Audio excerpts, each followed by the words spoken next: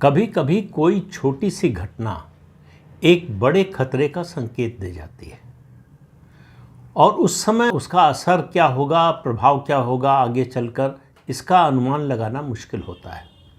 लेकिन अगर आप अतीत पर नज़र डालें, पुरानी घटनाओं के संदर्भ में उसको देखें, तो आपको समझ में आएगा कि उसकी गंभीरता क्या है।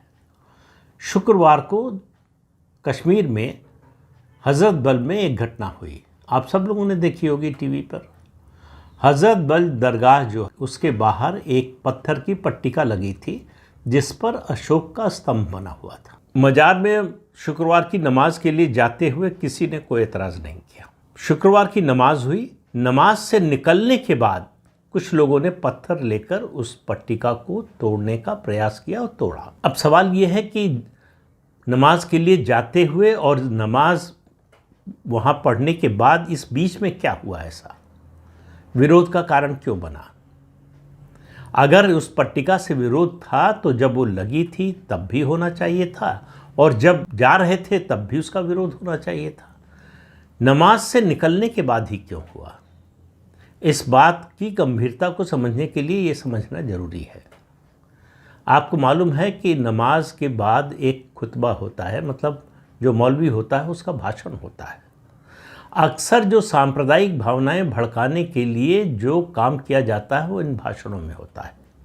कुछ तो माउथ टू माउथ पब्लिसिटी के ज़रिए होता है और कुछ इन भाषणों के ज़रिए होता है। अब इस तरह का कोई भाषण दिया गया या नहीं मुझे मालूम नहीं है, कोई खबर भी नहीं आई है, तो इसलिए ये भी नहीं कह सकते कि ऐसा दिया ही गया। लेकिन ऐसी भी कोई खबर नहीं आई कि ऐसा भाषण नहीं दिया गया। इतना तो तय है, तथ्यात्मक रूप से सही है कि नमाज के बाद जब निकल रहे थे नमाजी तब ये घटना हुई। अब आप इसमें अलग अलग पक्ष देखिए। इसका रेनोवेशन हुआ है अभी हाल ही में, कुछ दिन पहले ही, और इसका रेनोवेशन कराया है जम्मू कश्मीर वक्फ बोर्ड ने, स्टेट वक्फ बोर्ड, और उसकी अध्यक्ष है दरक्षा अंद्राबी। उन्होंने ये जो वैंडलिज्म किया, जिन लोगों ने तोड़ फोड़ की, उनके खिलाफ मुकदमा दर्ज कराने की, उनके खिलाफ एक्शन की मांग की है। तो अब सरकार जो मतलब चुने हुए मुख्यमंत्री हैं, उनका क्या दायित्व था कि वो इस बात को आगे बढ़ाते कि जिन लोगों ने तोड़ फोड़ की है, अगर किसी को एतराज़ था तो प्रशासन के पास जाता, वक्फ बोर्ड के पास जाता, पुलिस के पास जाता, तोड़ फोड़ की गई।